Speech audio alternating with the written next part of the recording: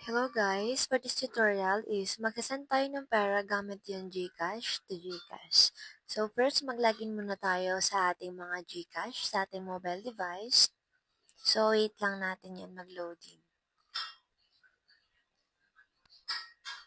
So may dalawang choice which is yung pwedeng yung Touch ID or your MPIN which is your PIN. So gagamit ako ng PIN ngayon. And then, ito yung ating GCash dashboard. So, kapag nag-send pala tayo is kailangan verified yung pagsisendan natin para hindi sayang yung pera. Ito yung itsura ng ating home. And then, pindutin lang natin yung send. And then, next, express send. So, pwede tayo mag-type ng number dyan. And then, pwede natin pindutin yung parang may contact para diretso na agad. Like that. Type lang natin, basta nakasave yung number sa ating phone.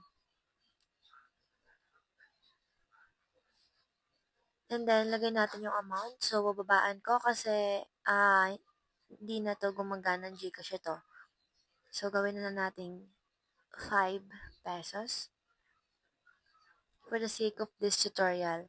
So, dito i-verified natin kung tama ba yung pangalan na yun ating pagsisendan. So, since nakasend na ako dito, matagal na, hindi na ako makaka-receive ng code. Based po sa may experience ko, kapag paulit-ulit na tayo nagsisend sa GCash number na yon is hindi na tayo hihingian ni GCash ng code. But if first time po natin mag-send sa number na yon, dun po humihingi ng code si GCash. Like confirmation para iwas scam. So, ganun lang po kadali ang mag-send ng pera gamit ng GCash to GCash.